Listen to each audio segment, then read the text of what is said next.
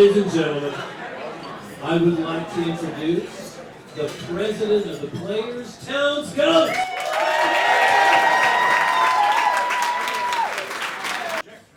I know, sing out, Louise.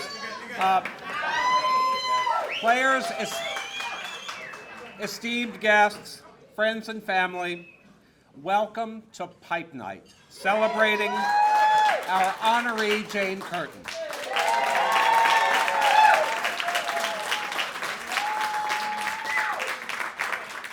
I am especially pleased to stand here, not just for the first honors night of my term, but to kick off these celebrations for the first time since the pandemic.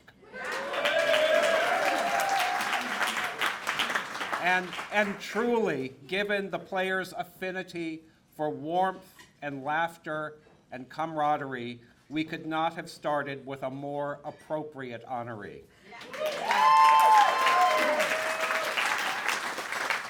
I wanted to feel fully prepared for tonight, so I did a little investigation online to see if there was anything about Jane Curtin that I wasn't really up to date on. And also because we know that the internet has a reputation for accuracy, for not having things go through Google Translate 15 times. And for, despite all the things that our friends from the Writers Guild say, AI isn't a real thing. So I just wanted to share a few things I learned about Jane Curtin from my investigations. And these are all, of course, direct quotes. Jane Curtin has an enthralling personality. In her teenage years, she landed a role on NBC's Saturday Night Live, and became extremely popular. Later, she appeared in numerous sitcoms and Broadway musicals, including Kate and Ally, which won her Emmy Award twice. She worked beside vivacious and powerful Susan St. James.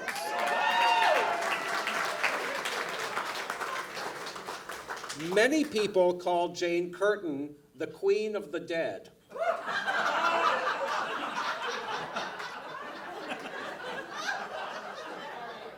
She has captivated the audience with her remarkable display of emotions.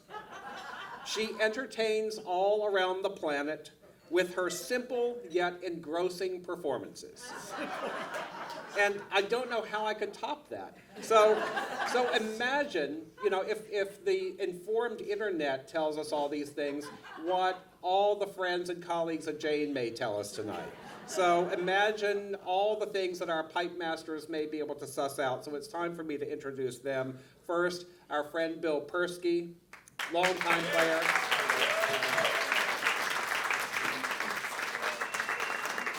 Oh, here we go. I have had the pleasure and the joy of working with a lot of wonderful people, especially women. I mean, Mary Tyler Moore and Marlo Thomas, of course, and then Jane and Susan, who were the least happy about doing a show and had to be talked to every day. Why are we doing this? And Susan would say, because we want to live in New York and do a show. And Jane would say, is that reason enough to do this? And she said, we're also getting paid. She said, not enough to do a show like... Anyway, it was a very iffy beginning. And it was in the first scene of the first show where Jane had a scene with Kelsey Grammer. I can hold myself up. And after the scene was over, Jane said to Susan, this might work. And it was Kelsey Grammer's, that scene got him into the Actors Guild. That was his first thing. Anyway, we did 5 years. I did 100 shows. We never had an argument. We never had a disagreement. We had Jane, who is a consummate comedian, and we had Susan, who is a comedian of a different kind. She's not a straight man. She sneaks in with stuff that and it was just a joy. I said I can stand up. I have, that's my daughter. I have had a number of surgical things, but I would not sit down for you guys. I love you. We have stayed in touch. We did one of those, what is it called? Yeah, a reunion. The Seth Brodetsky thing. You're not supposed to talk or sit down. You're out of the will. Now she won't care if I fall. Anyway, we had 3 kids who grew up on Caton Alley, and they were really our family. We really were a family. We had such a good time. And it's a joy to be here, to have Jane honored. I had to talk her into it. Jane does not like to do these things. And of course, to have Susie, who equally, you could have another pipe night, because God knows she's done a range of things. And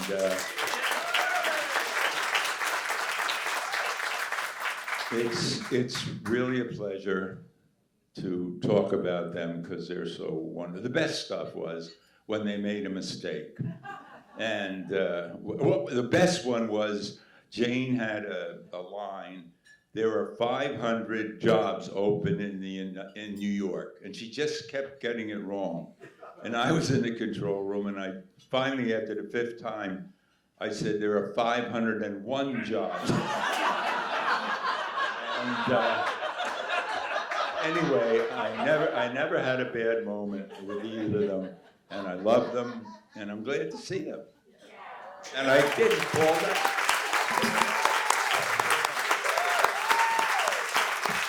Thank you, Bill. Please join me in welcoming to the stage President Emeritus Michael McCurdy.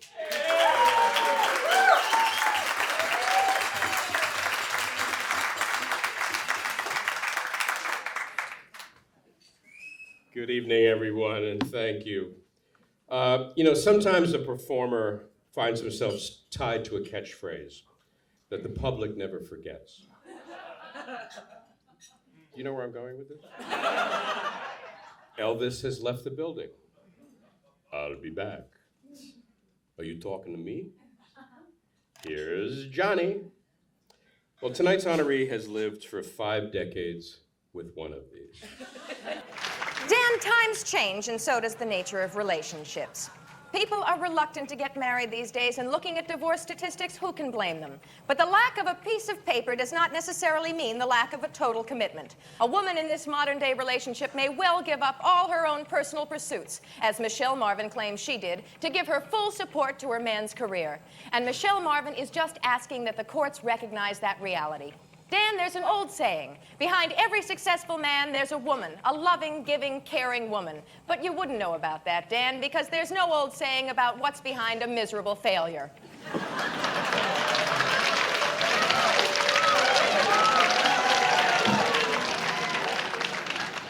Jane, you ignorant slut. Bagged out, dried up, slunk meat like you and Michelle Triola know the rules. If you want a contract, sign on the dotted line. Oh, but let's all shed a tear for poor Michelle Triola. There was only testimony that she had sexual intercourse over 40 times with another man while living with actor Lee Marvin. But I suppose that sort of fashionable promiscuity means nothing to someone like you, Jane, who hops from bed to bed with the frequency of a cheap ham radio.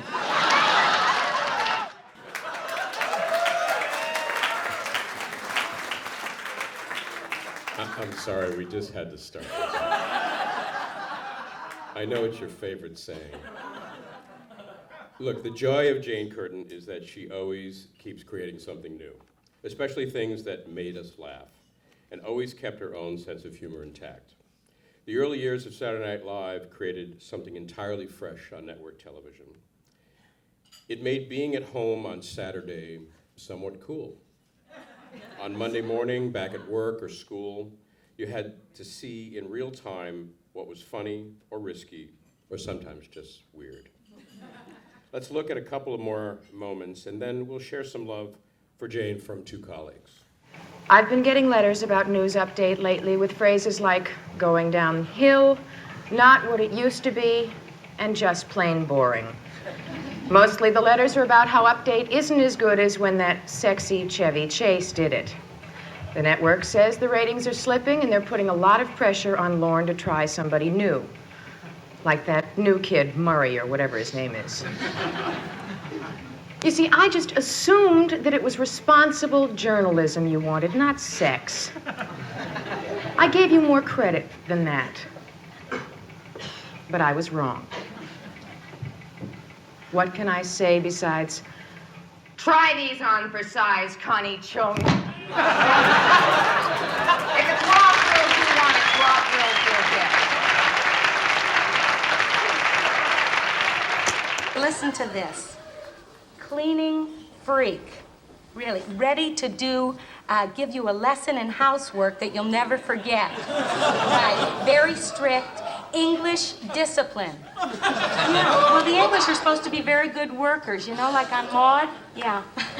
Listen, all forms of S&M. Well, scrubbing and mopping, I guess. Yeah, right. Well, you know, $10 an hour. Yeah, I know it's expensive, but if she can make me into a good housewife, who cares, right? Hello, Jane. I am so delighted that you are being honored. And here's my little contribution.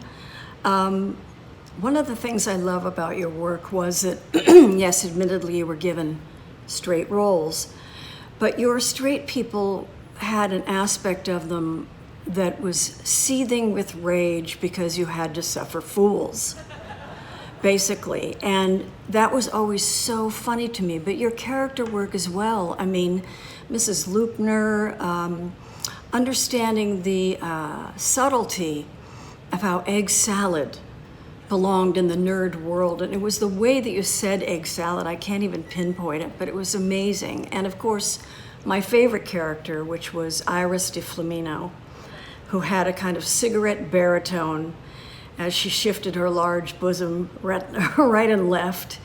And God, she sounded like a gangster, and yet, you know, she was also kind of maybe a predecessor to Sweater Weather, but tough, you know. And just your character work, amazing. And of course, as you went on to do more and more wonderful things. So proud of what you've accomplished. And I am so delighted that you were being celebrated in this way. Love you, honey. It's pipe night, right? So I am smoking my marijuana pipe in celebration of you, great lady. That's right. I don't know what you guys are smoking over there. You know, some smoke hookahs, some smoke Indian peace pipes, whatever.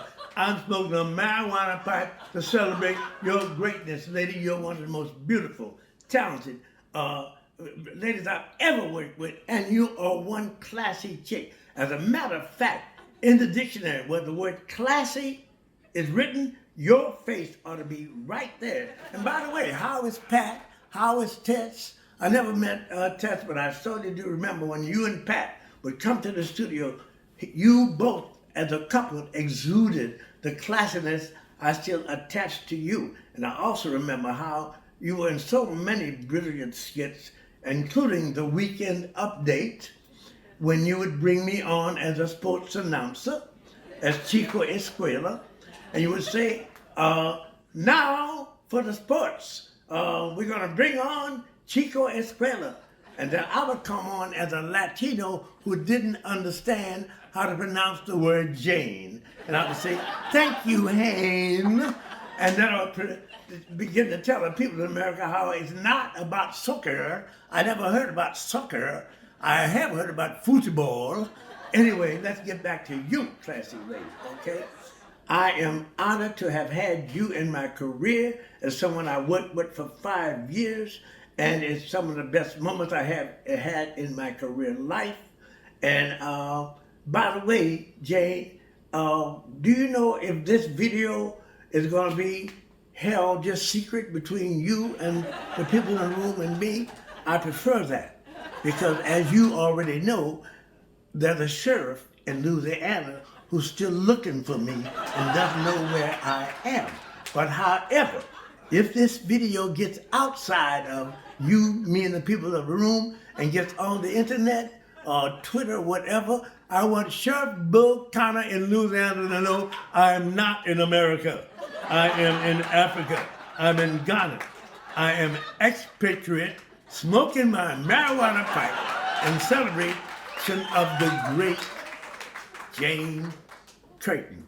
Jane, don't do anything I wouldn't do. Now, they give you a lot of room, but don't go over the top, okay?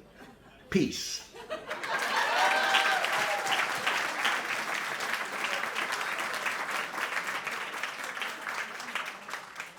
Okay, we're moving on.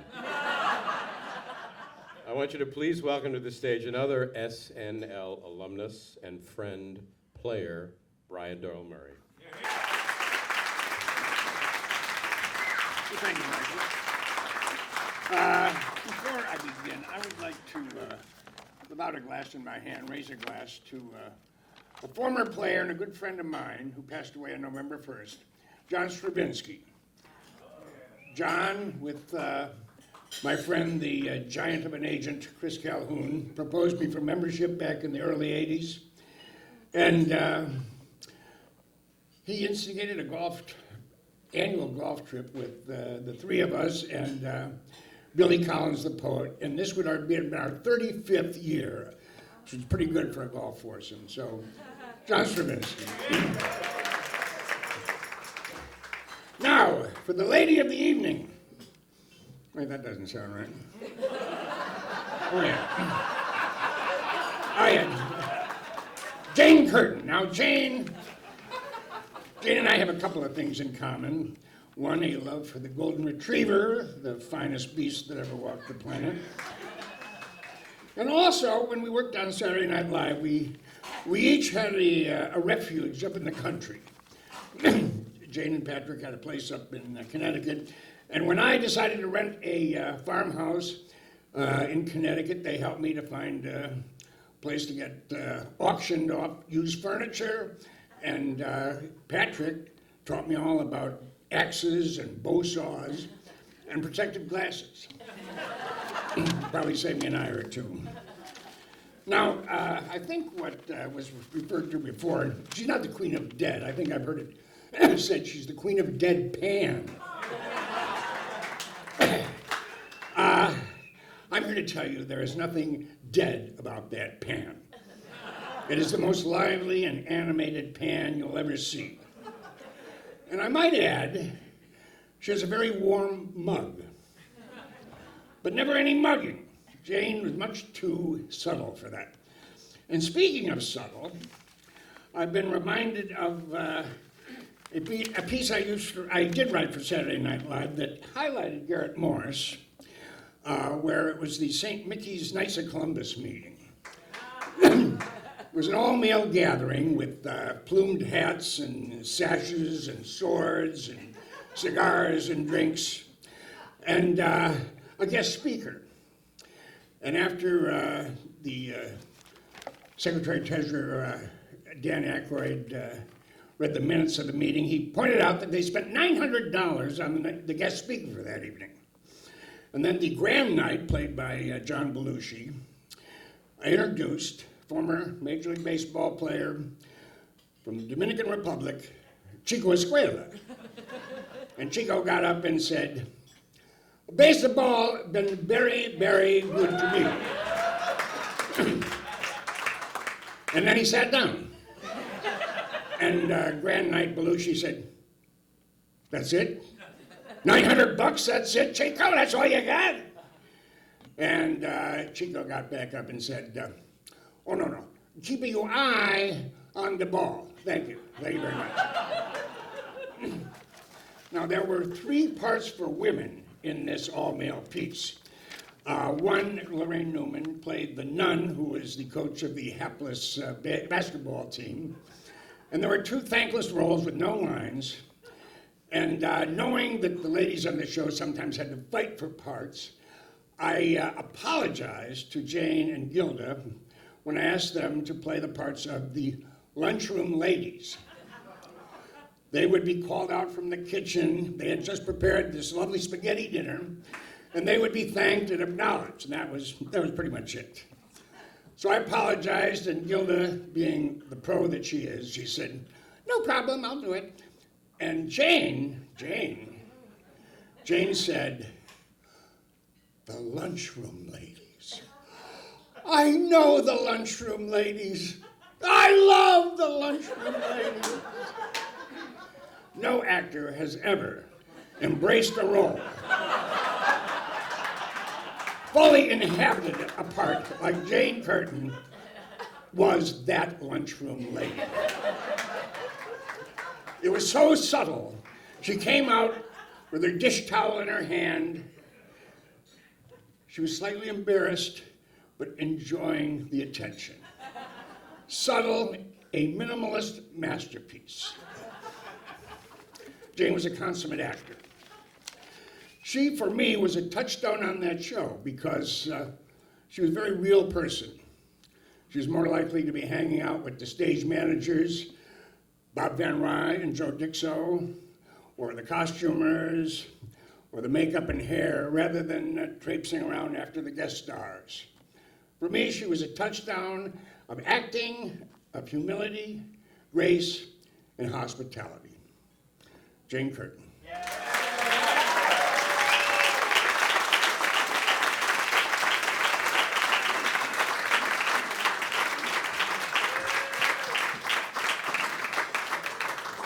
Thank you very much, Brian. The admiration for Jane at SNL is not limited to the colleagues from her own time on that stage. It's a lasting regard that's lived on for the generations that followed. Please welcome player Rachel Dratch.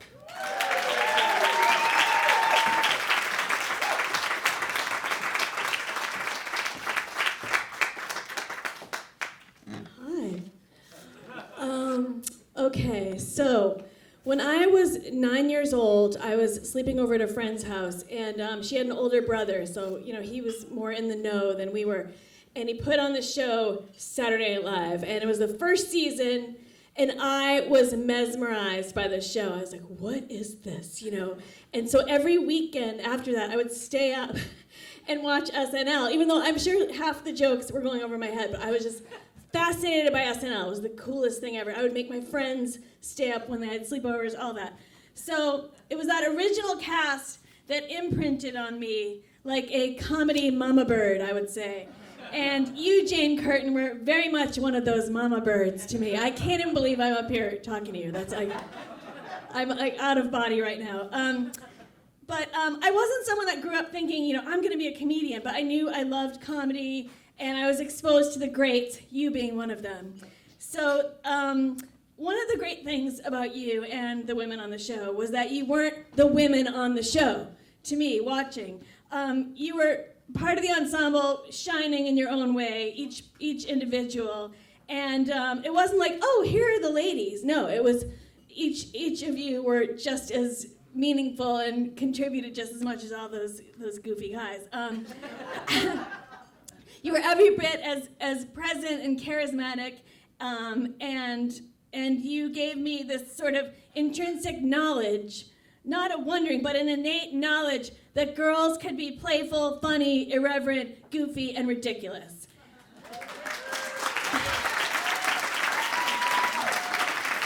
And they can talk in funny voices and wear crazy costumes and make people laugh.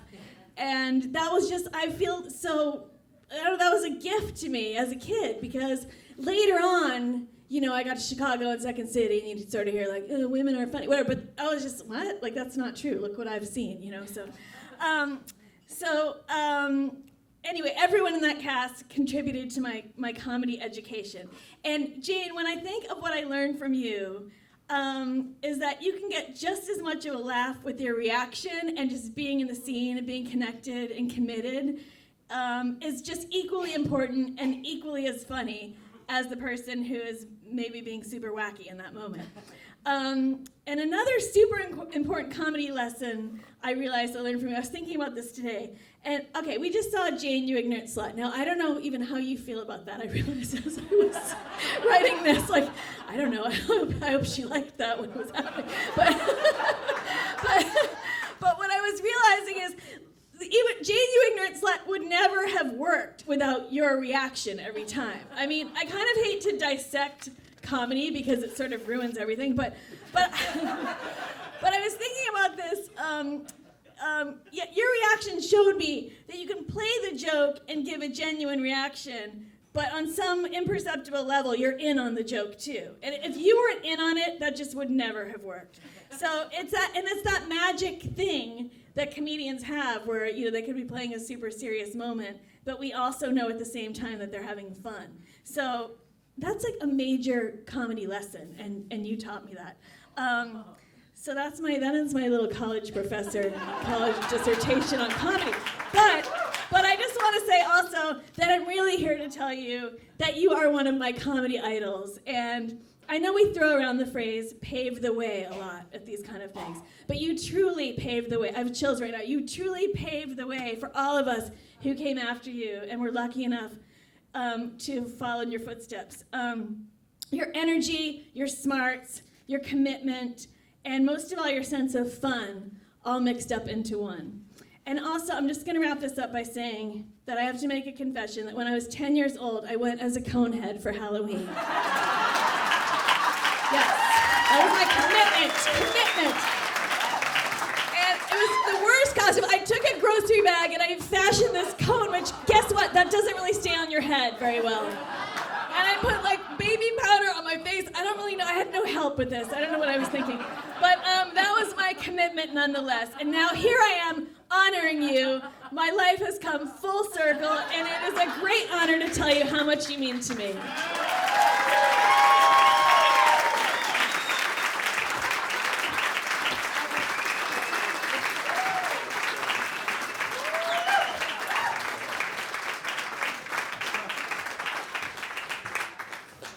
The hits just keep on coming.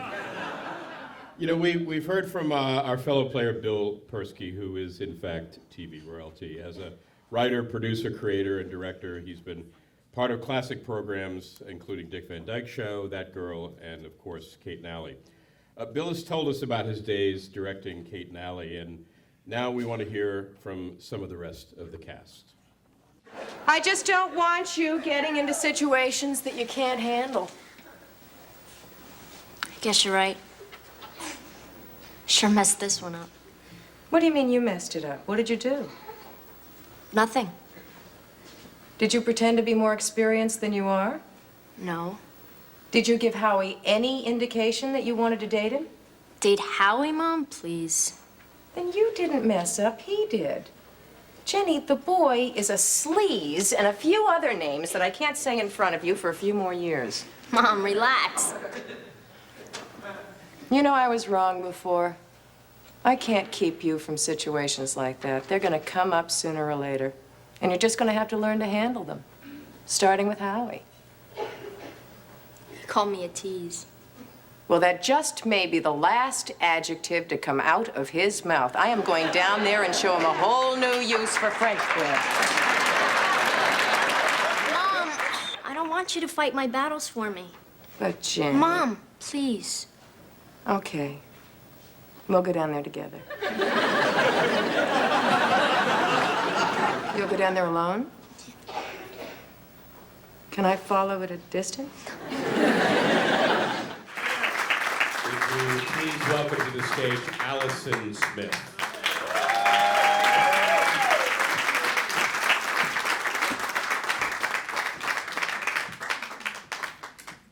I was 13 when I first met Jane in the basement of the Ed Sullivan Theater. This was before the Late Show renovated. There were lots of bugs. I had originally been cast as Emma, Susan St. James's TV daughter, but the minute Jane and I walked in the room, it was clear we were family. I'd like to think it was our wit, our comedic prowess, and screwball timing, but it was probably just our ruddy skin and penchant for poker playing.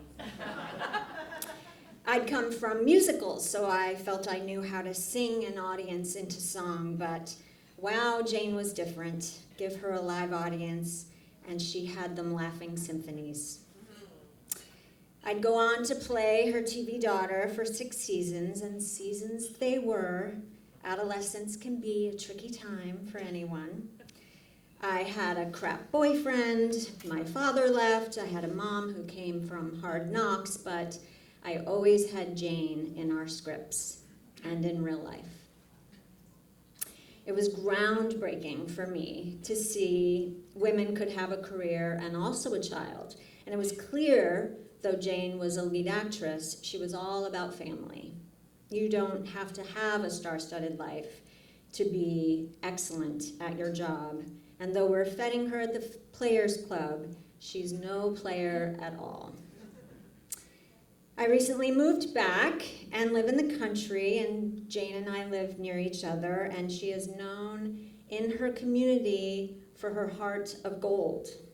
She fights the right fights, and when we get together, we talk about chipmunks and the hills, and it's so nice to have Jane in my life again.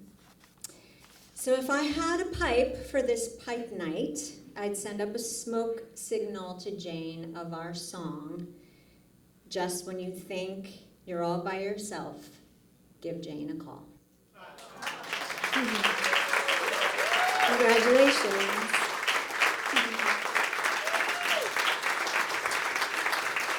Sweetie, this isn't going to be easy, so I want you to be brave. Okay. You can't play with Iggy. Why not? Iggy can't play back. Why not? The truth is, Chip, Iggy's not feeling very well. Can't I tell him tomorrow? I can work on it. Chip, Iggy's a little bit dead. Should we get him some medicine? Iggy's a lot dead. Good evening, players and guests, and a very special good evening to Jane Curtin. My name is Fred Kohler. For 6 seasons, it was my great fortune to play Jane's son Chip on the television show Kate and Allie. Now, because I was 7 when we started our first season, you can imagine my prior work experience was somewhat limited. I consider it one of the luckiest strokes of my life to have begun my career on that show with those people, especially Jane. As Allie became Chip's mom on TV, in real life, Jane became one of the first acting teachers and one of the most important role models I would ever have. Over the course of 122 episodes, I had a front row seat to one of the greatest comedians of our time. Watching Jane was the equivalent of seeing a high-wire act without a safety net, using her wit and impeccable timing to delight and thrill. Her every look, each nuanced expression inspiring laughter and applause. Over the course of my career, I can honestly say I have never had a better scene partner. Whether it was Jane singing Miss Mary Had a Steamboat to a group of grammar school boys during an at-home camping trip, or instructing a teenage Chip on how to use a condom, Jane always expertly managed to ground every comedic situation in a heartfelt connection between people. As remarkable a performer as Jane is, she is the rare artist whose onstage talents are equally met with who they are off camera. Her kindness, her grace, her inherent fairness. I have no doubt that the set environment I grew up on was as nurturing and safe and collaborative as it was as a result of Jane's influence and leadership. Jane, you're one of my favorite people on this planet. Congratulations. I can't think of a more worthy honoree.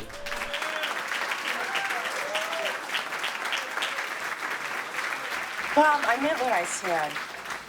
I can't see you if you're seeing other people. I know. So? Look, I had a long talk with Nancy. It's over. You mean that? Who uses wrinkle cream? Emma, you mean that?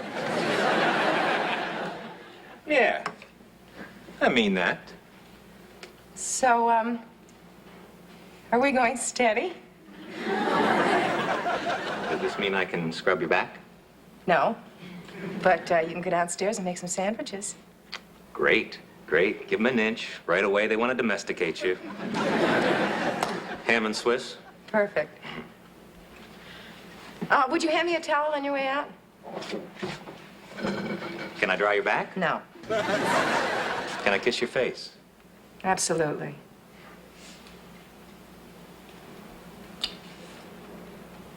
Now get out of here.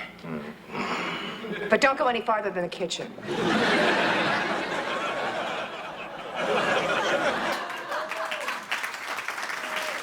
Ladies and gentlemen, please welcome Sam Food. I'll take notes later, thank you. Hey Siri, how many days since August the 29th, 1971? It was 19,069 days ago. 19,069 days ago. That's how many days I have known Jane Curtin. I remember because it was my birthday, August 29th. That's August 29th. And the occasion was my first day of a participation in an improv group called The Proposition. It was a photo shoot. We were taking a group shots. And at that point, I had not performed in one of the shows. And in fact, I had not seen one of the shows. But I was cast, and I finally went to see the show. And I freaked out. I mean, this show was entirely improvised. And this group was incredible, Jane being the star among them.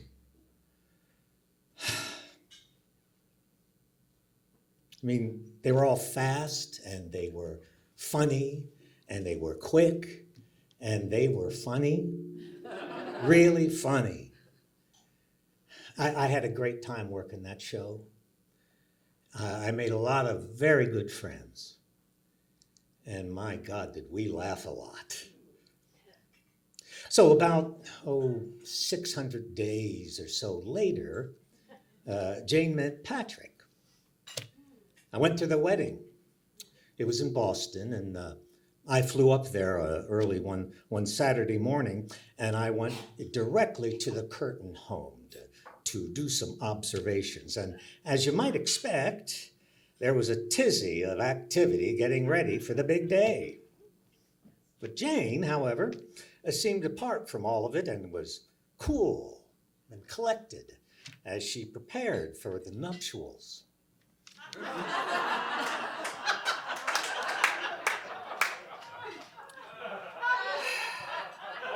And while she did have moments of trepidation,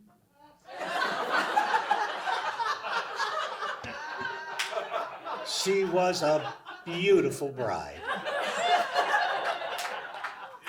And they were, and still are, a beautiful couple.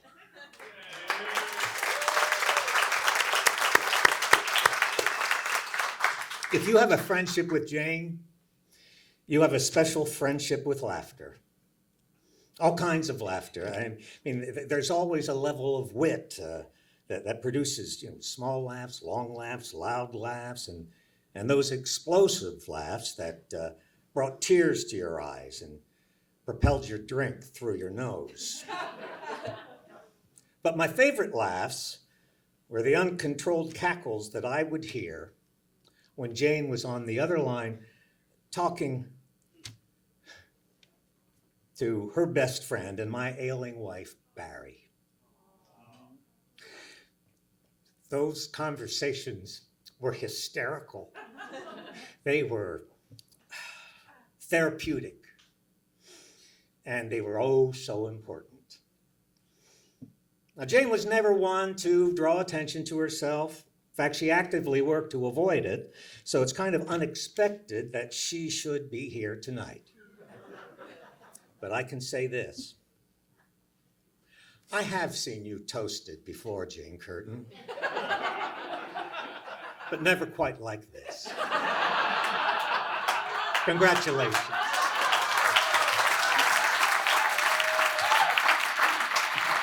We live in the best city in the world. Let's get out in it and do something. Like what? Like spend money. Whose money? Well, let's treat ourselves to a fabulous dinner. Great. Let's go crazy. I don't know how to go crazy. Just go as far as you know how, and then I'll just push you the rest of the way. Do you think it's us? What? I mean, do you think it's something that we did as individuals, or do you think it was just social pressure? What? You know, I mean, we're alone. Yeah?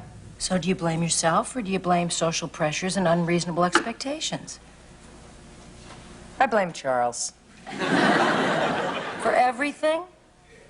Short of nuclear holocaust. I don't think that's the healthiest attitude. Ah, but it gets me through the night.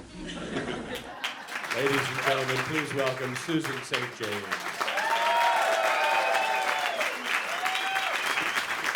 Oh, this is really fun to be here tonight. I put on heels. I'm 77 years old. That's really a big deal. You know, I had done a movie with Jane before we did Kate and Allie. We did a movie up in Oregon called How to Beat the High Cost of Living. She exposed her breasts in that movie too. It was her go-to move.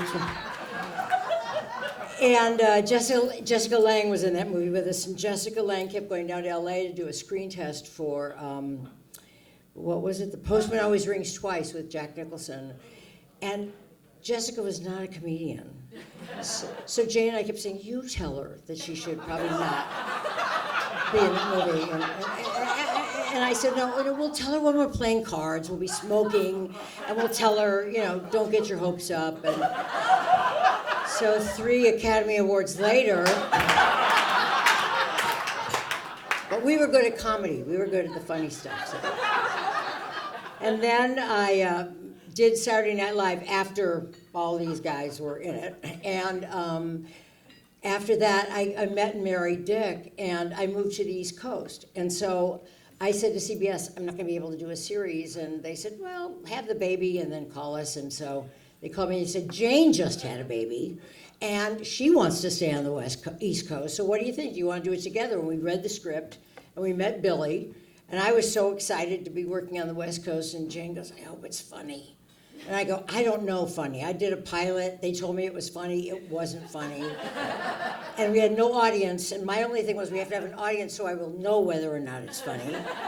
And the first scene of the first show was we're standing backstage, and I'm going to come in from a failed date. And Jane's going to say, well, and he's with me, I think. And then anyway, he goes, well, maybe I could take out your roommate. She looks like fun.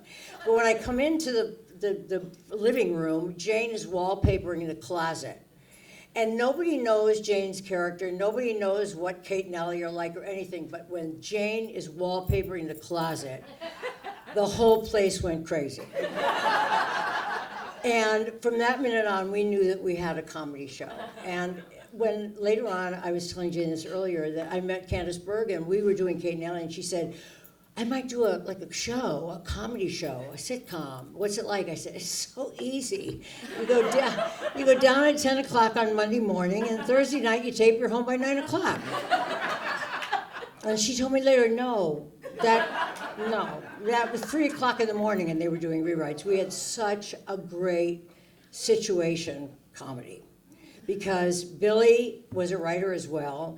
And we were at the Ed Sullivan Theater. There was no network people there or anything at all. So we could just fly. Jane would do entire dress rehearsals in a Mexican accent, for example. You know, and then Billy would say, do it as an old Jewish man. She'd say, okay, and she'd pull her up. And it got so good because Jane was so talented, they had her play Lucy. I was Ethel, because I was the less least comic of the two. And they had me doing Mary Tyler Moore, and they said, well, let's just get Jane to do the Mary Tyler Moore. I could not do that. And we had so much fun. The kids were 14 when they started with us. They were all going to college the year that we finished. And we watched them go through that. And and everybody was well behaved, and everybody was so good. One show, we ended up shooting till 10 o'clock at night because we had a dog. And Jane finished the show and said, Billy, no more animals of any kind. We'd like to be home at 9 o'clock. We don't want to be here this late. And we weren't even spoiled. We just assumed that's how it was. I mean, we'd go to notes between dress and air, and Billy would say to Jane, when you come in that scene, we open the door, spin around. And Jane would go, why? He said, it's going to be funny. And Jane would come in and spin around the place. You have to stop for all the laughter that we had. And it was so great because Billy would watch us work and then make the shows appropriate to the things that would make it work for us. And it was a pleasure. And I never worked again after I did Kate and Ellie. I didn't want to ruin it. It was so perfect. But Jane went on to do such incredible things, and I've had such fun watching all the things that she does. And I had the occasion of meeting Melissa McCarthy at a film festival and said, I used to work with Jane Curtin. And she said, oh, because we didn't know that you used to work with Jane Curtin. And I said, she's so funny. She said, I just want her in every one of my movies wherever I go. And that's how I feel. If I were going to go back to work, Jane would have to be in it. Jane, you're one of a kind. You're so special. Patrick, I love seeing you too. And Billy, couldn't do it without you.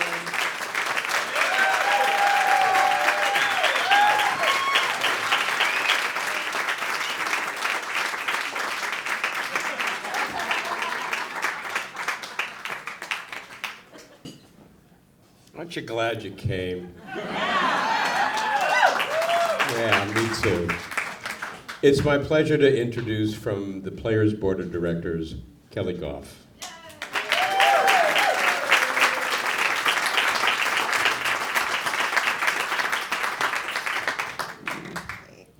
It's an honor to represent the board I respect so much at the club I love so much, and to celebrate someone that I admire so much.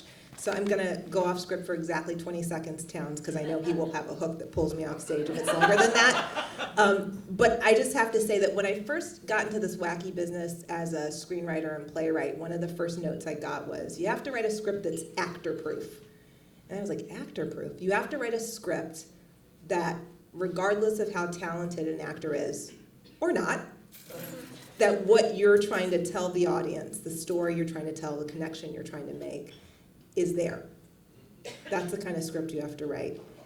And it took me working on a number of TV shows with a number of different people on a few plays to realize that what the note behind the note, as they say in the industry, was you're probably not going to get to work with the level of talent that is someone like Jane Curtin. Because if you work with a Jane Curtin, every look, every smile elevates whatever is on the page. And as she so graciously allowed me to share with her tonight, Can You Ever Forgive Me, the Melissa McCarthy film she did, is one of my favorite movies because I believe it so beautifully captures the roller coaster that is being a female writer and the joys and the heartaches. And so Jane, this is, my mother went crazy when I told her I was doing this tonight, so I just want to thank Towns and tell him I'm naming my first, second, and last born after him for letting me be here. Now, before the hook comes, here I go. Like so many things, the pandemic kept us from celebrating our honors evenings here at the Players. Pipe nights began here as late-night variety shows in 1905, becoming guest of honor celebrations in 1936. And while we gave up the pipe smoking some time ago, these evenings to honor great talents have continued. Jane, on behalf of our board of directors, thank you for being the guest of honor tonight as we bring back one of our most treasured traditions. Applause.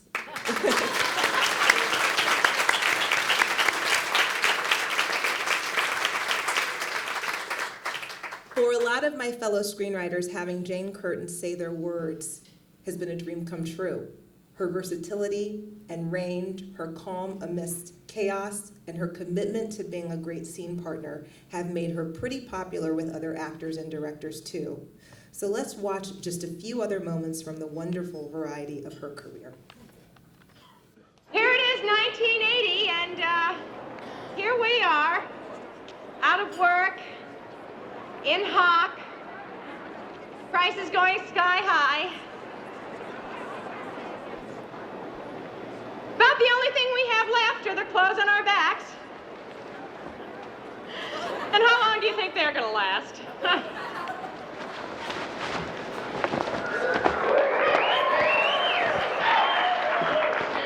That was 1980. How about 1981, huh? Are you ready for 1982? All men are pigs. Ah, pigs. An omnivorous domesticated cloven hoof vertebrate that defecates in the same place it consumes. Exactly. You should be very careful with Beldar.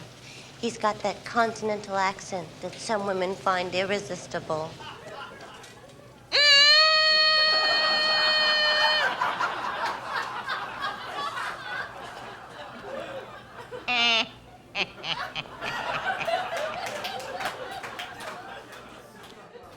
Good morning, Mother.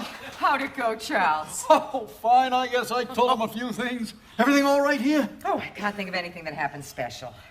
It's been right cold, though. Howie Newsom says it's 10 below over to his barn. Yes, well, it's colder than that at Hamilton College. Students' ears are falling off. It ain't Christian. Paper have any mistakes in it? None that I noticed. Oh, coffee's ready if you want it. Don't forget, it's Emily's birthday. Did you get her something? Yes, I've got something right here. Where's my girl? Where's my birthday girl? Oh, don't interrupt her now, Charles. She's slow enough as it is. You can see her at breakfast. Children, hurry. I can't bear it. They're so young and beautiful. Excuse me. I was told to find Charlene. Oh. Flynn knows he's not supposed to be ordering delivery. This organization is on a very tight budget, but no, I am the only one that cares about the budget. Take it. I'm Colonel Eve Baird. I received this slipped under my door.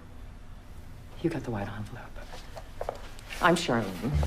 And you are, what, Colonel what? Colonel military, Colonel police, Air Force, what? NATO counterterrorism unit, please. Stop touching me. Oh, you're the new guardian. Oh, Flynn's gonna make a fuss. He hasn't had a guardian in 10 years. But even he can't argue with the white envelope. Oh, I have so many forms for you to sign. What's a guardian? What's a guardian? Adorable.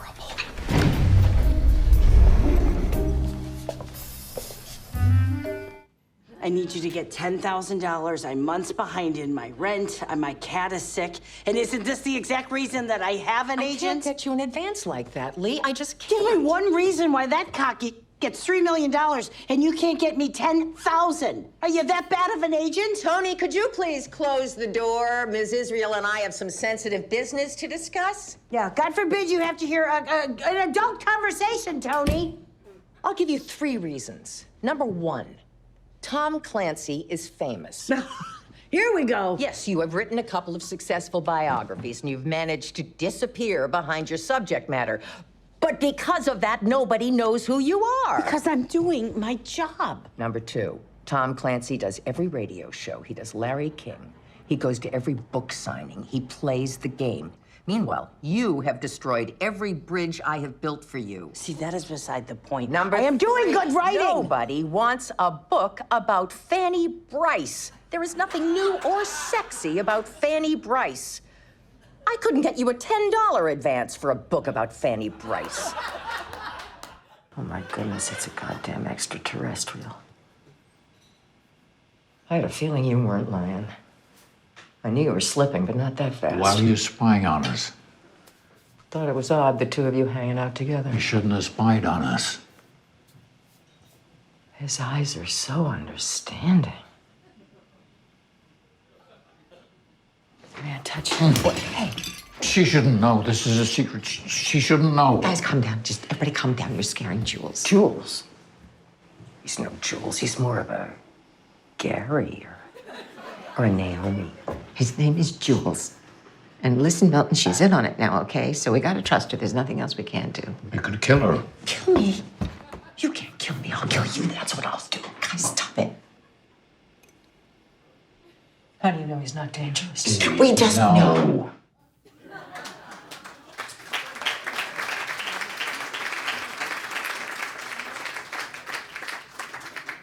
And a final word from Sir Ben Kingsley.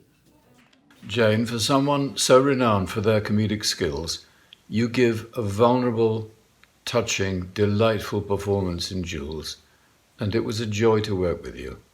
Have a wonderful evening. Thank you, Jane.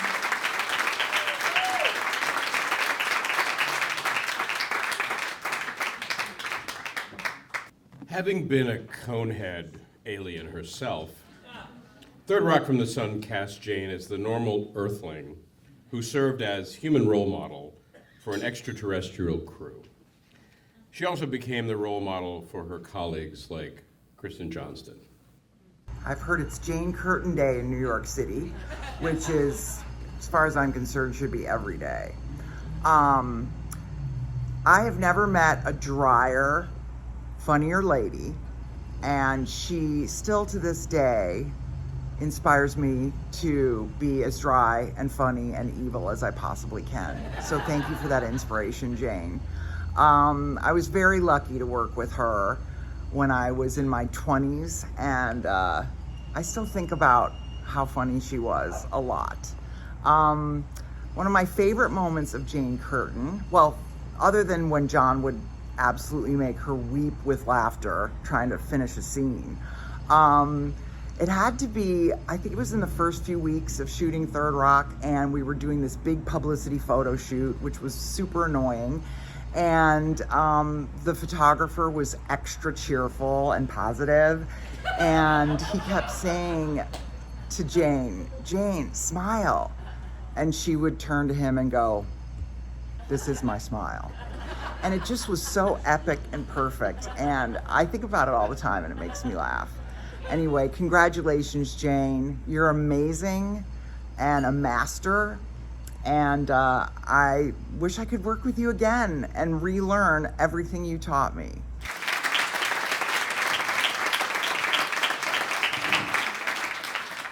Over 6 seasons, confident academic Dr. Mary Albright had her work and personal life turned upside down. In doing so, she was part of one of television's most memorable comic partnerships. Hello, Mary. Oh, hello, Dick. I'd ask you to sit down, but I'm meeting someone. So am I.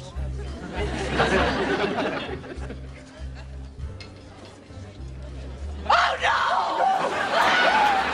Mary, what are you doing answering a personal ad? Don't you know that only twisted weirdos place those things? Well, I do now. Here's the deal. We speak of this to no one. I don't even want to speak of this to you! I'm gonna have to find someone who can translate Ukrainian. That's not Ukrainian, it's Turkish. Look, there's a diacritical mark over the O. Bunlar bana savaş ganye metlerin göstersin dayirma. Well, what does it mean? May these always point me toward the spoils of war. This isn't a thimble, it's Turkish nipple armor.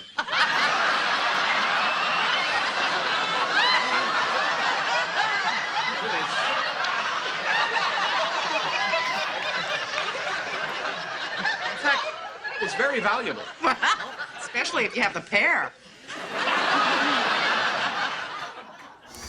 I'll tell you what you want to know! I'll tell you the truth! I promise! Of course you will, Dr. Solomon. Please, sit.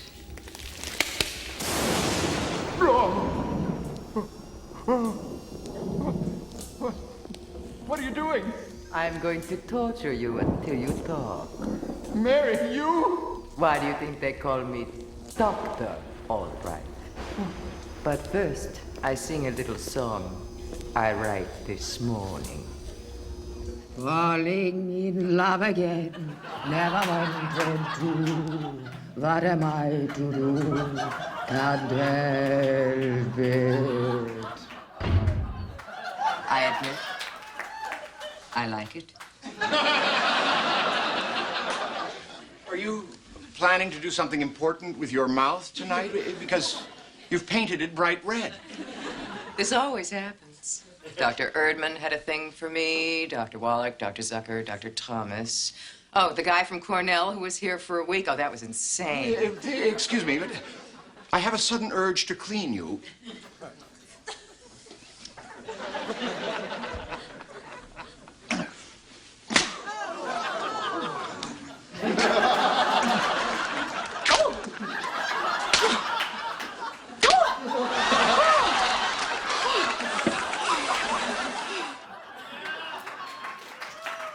Janie, it's John. I so wish I were there with you tonight. I'm in New Zealand making a movie. What a pointless thing to do on a night when everybody is celebrating you. But I do have, by means of technology, I can be there tonight with you. And I made a very hasty list of Jane Curtin memories to share with you and everybody else who's there. Just meditate on this for a moment. You, Jane, covered in soot with pantyhose stuck to your head. You as Marlene Dietrich, as a dominatrix. You and my leather pants, serenading you with That's Amore, with the rest of the Third Rock gang, getting you sent to prison, surprising you in drag at your women's group, both of us and everybody else dancing that mad Irish river dance routine outside the theater, killing your fish and buying you a horny golden retriever, Jane eating Chinese food and farting, the slap in the bathroom that launched an entire 6-season-long hit TV series, and best of all, you and me dancing Fred and Ginger in Central Park. Jane, I've told it to 100 TV interviewers and 1,000 friends. You were the best comedy partner ever. Make that one of the best actresses I've ever worked with and one of the best people I know. I wish I were there for your love fest, but I love you and you deserve all of that love. Have a wonderful evening. God, I wish I were there. But Kia Rua from New Zealand. Go figure. Love you, Jane.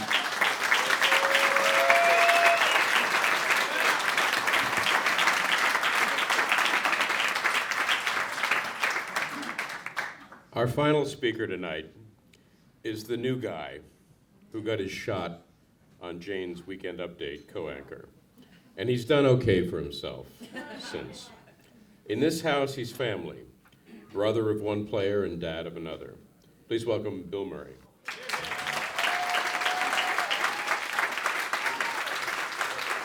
Thanks very much, boss.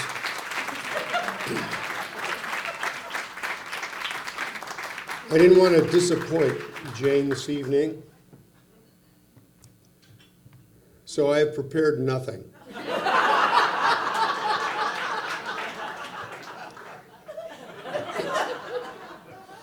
I don't want her to think that I've changed at all.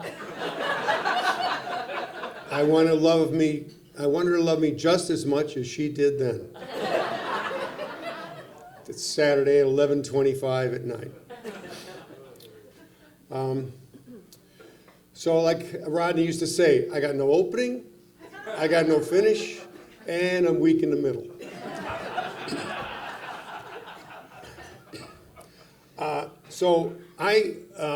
It's amazing to be here, and when you talk about preparation, this is why I feel so uncomfortable in this place, because you heard people speak tonight who obviously did the work.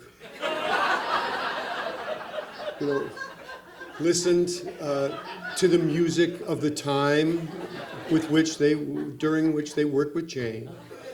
People that read aloud in their rooms and even into their showers from the New York Post of that time, posts that are still in their apartments. And you probably noticed the very special ones who chose to continue the era they worked with Jane by wearing the very same clothing they wore at that time, so many, many years ago. Thanks for the honor of that.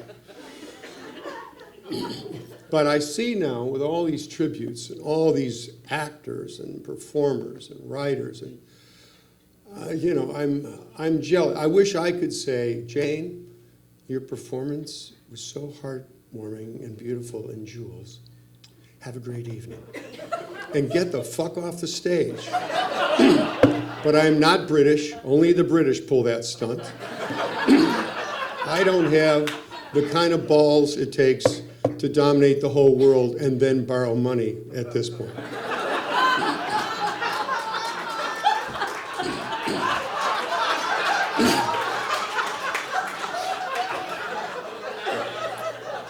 But I can see by looking at all this material, all these shows that she's done, all these actors she's worked with, all these people speaking so highly of her, that I realize I worked with her at her peak.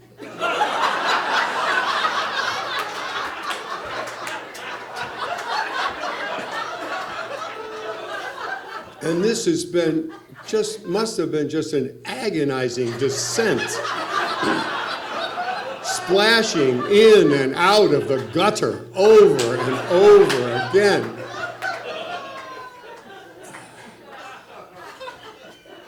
But like I say, I knew her at her peak, and I never worried about her. I never worried about her. Because Jane, she didn't go show business, she didn't, except for the trophy husband. She did nothing else that was whoring herself out. But the reason I never worried about Jane was the reason that I worry about myself, and the reason that maybe all of us worry about ourselves, is that sometimes, if you really look, you can catch yourself and someone else is living your life for you. And it happens, no matter how sharp you are, you can find that someone else is living your life for you. And Jane Curtin lived her own life.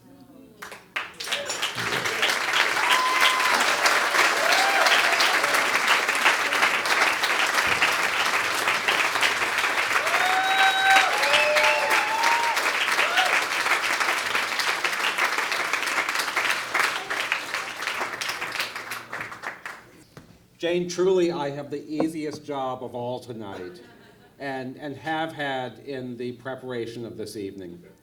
Always pick an honoree that everyone wants to honor, and always pick someone that everybody loves. That is that apparently is the secret formula. But we have been, you have done us such an honor over the course of your career, sharing your humor, sharing your humanity, and sharing your good grace with all of us. And we're thrilled to have you here tonight, and we're delighted, to have you among us. Thank you so much. Jane Curtin.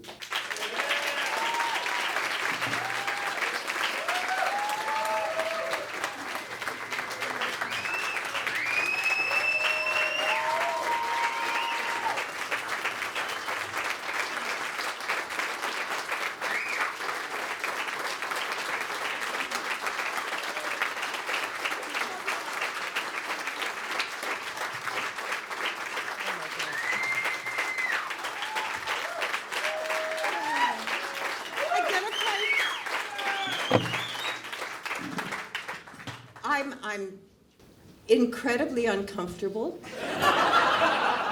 and incredibly honored, and I'm incredibly overwhelmed, and I just don't really know what to say, except that I've been so fucking lucky in my life. Jesus. I didn't know what improv was when I auditioned for the proposition in Cambridge. A friend of mine that I had done summer stock with,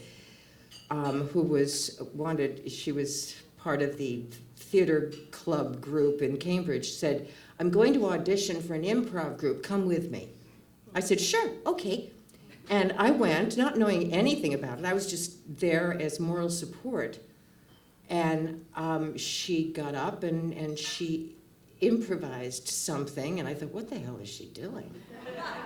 And then there were a couple of other people waiting to audition, and finally everybody finished, and they said, does anybody else want to audition? And I thought, and I got the job, and I didn't know what it was. So for the first 3 months, I would be on stage in the background, not saying a word, but listening to everybody else.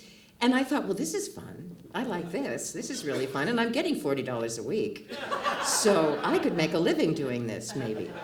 And finally, I got to actually speak, and I understood the rhythm of it, and I understood what the purpose of it was. And I thought, oh my God, this is so much fun.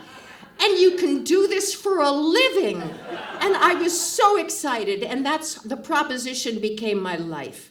And we were the big fish, little pond in Cambridge, and Sam came in, and we had incredible actors, and we had incredible audiences, and we got so heady, we thought we'd open up a troupe in New York, and they dragged me kicking and screaming because I didn't want to leave Cambridge. I didn't want to leave this big fish, little pond. And I moved to New York, and I was terrified, and I was comfortable with the proposition. I was comfortable with all the people that I was working with, but I just didn't know what the hell I was doing. And after a while, I realized I can't do this for very much longer because I am the most obnoxious person in the room. Because every time somebody said something to me, I thought, oh, I can better that.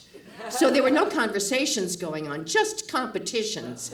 And I thought, this is not a way to live. So I thought, I'm an actor. Yeah, that's what I am. I'm an actor. So through the proposition, I got an agent. And the agent said, well, what do you want to do? And I said, I'm an actor. And she said, okay, what do you want to do? And I said, I want to act. And she said, okay, well, I'll send you out on auditions. And I got one of the many auditions I went out on, which was a touring company of Last of the Red Hot Lovers with George Gobel. And I toured with George Gobel for about, 2.5 months. I loved that man to pieces. He was the dearest, sweetest, funniest human being I have ever met in my life. He could do 20, 30 minutes on his day, and just everybody would be hysterical.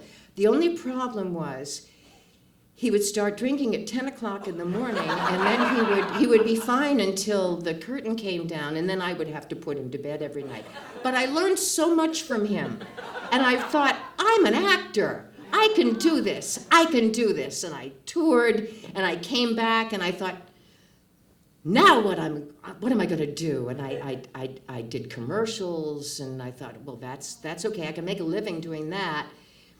And then all of a sudden, this Saturday Night Live thing was buzzing around in New York, and everybody I knew was auditioning for Saturday Night Live, and I had no idea what it was.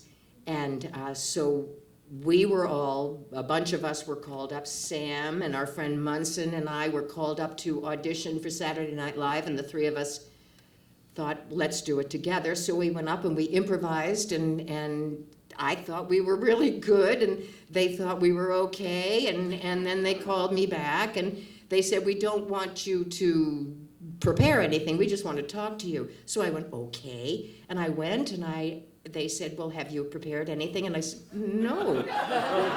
You wanted to talk to me, and they would, no, we wanted you to prepare something.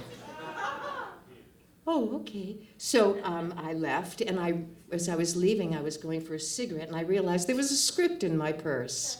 A script that I had written with a woman I worked with on Saturday Night Live for an audition piece for CBS, and I came running back into the room going, wait a minute, I've got something, it was in my purse.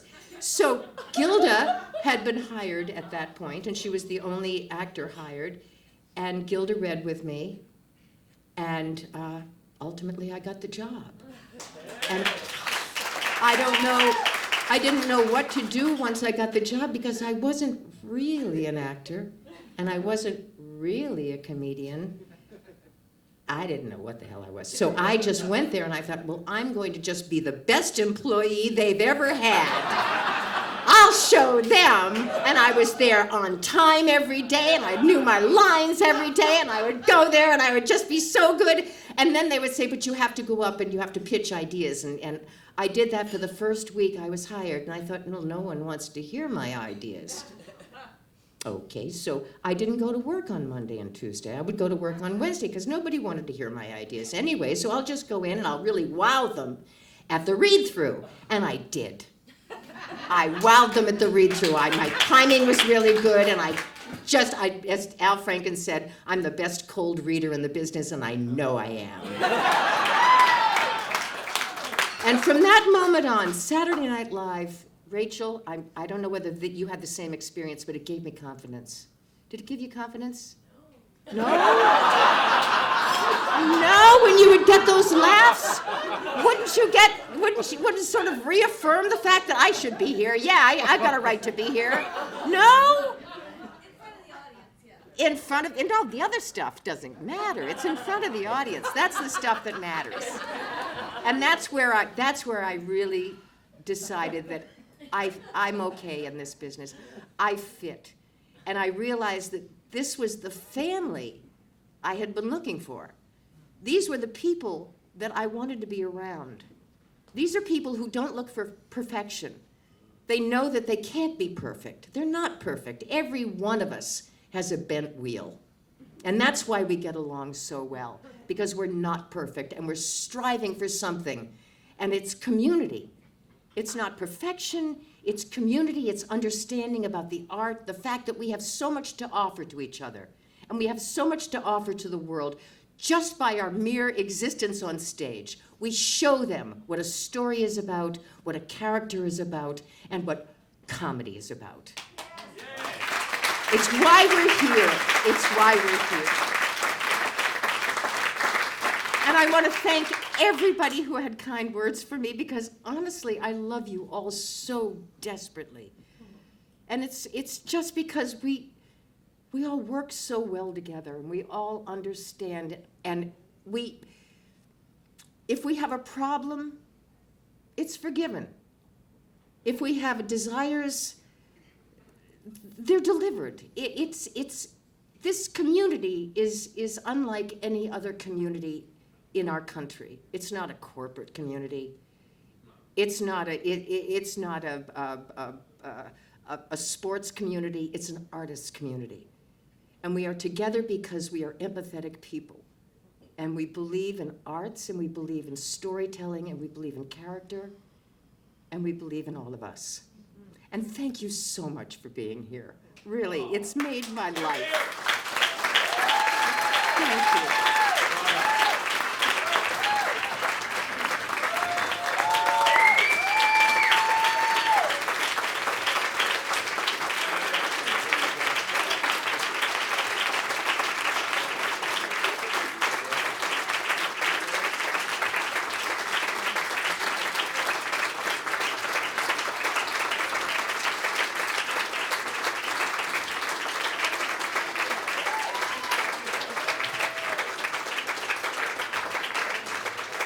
Players and friends, thank you all so much for being here, and have a wonderful evening. Thank you, Jane.